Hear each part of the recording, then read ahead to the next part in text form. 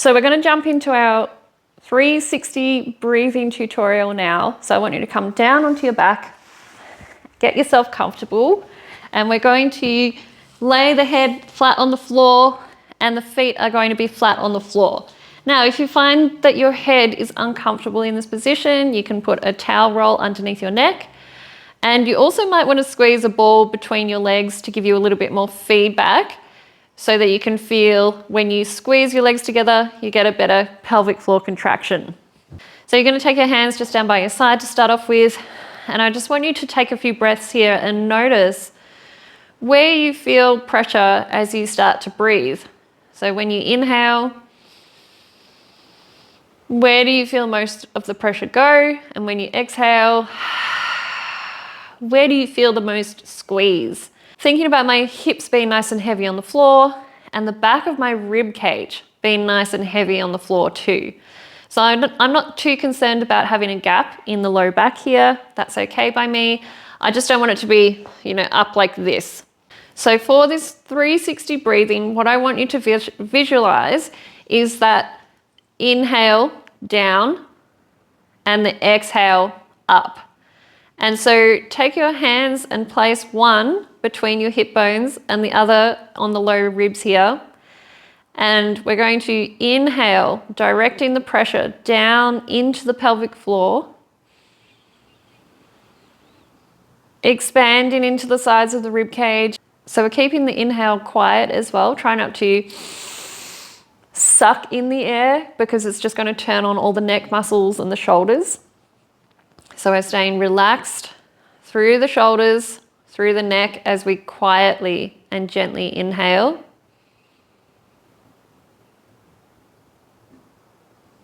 Letting that pressure push down into the pelvic floor. And then on the exhale, I'm going to start this exhale at the bottom. So from the pelvic floor.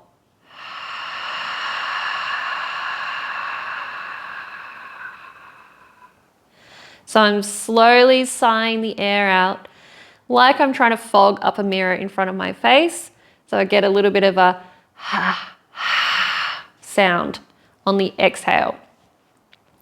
And what I'm visualizing with my rib cage is that it's kind of squishing down towards the floor, but it's not squishing together. So I don't want to try to draw my belly button in and pull my rib cage smaller. I want to flatten it. So again, inhale, pressure down into the pelvic floor, and on the exhale, from the bottom up,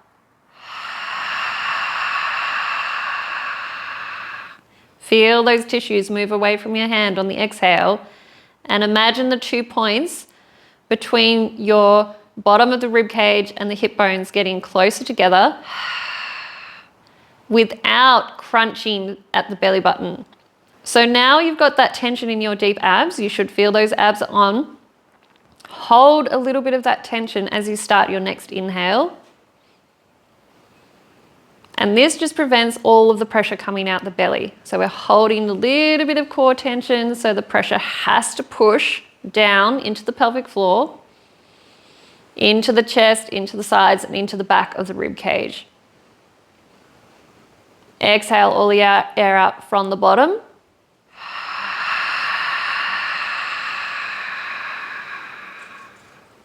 Rib cage coming down towards the floor.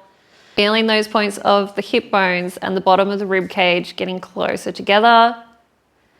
And we're keeping this sternum lifted the whole time. So just do one more together. Inhale, hold a little bit of that core tension. Letting that pressure push down into the pelvic floor, getting that length. Exhale from the bottom up.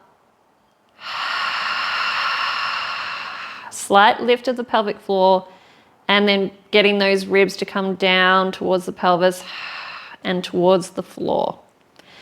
So you should feel, as you do this, a building of core tension with each new exhale, and that feeling of these internal and external obliques and the TVA kind of all coming on and pulling everything down towards the floor.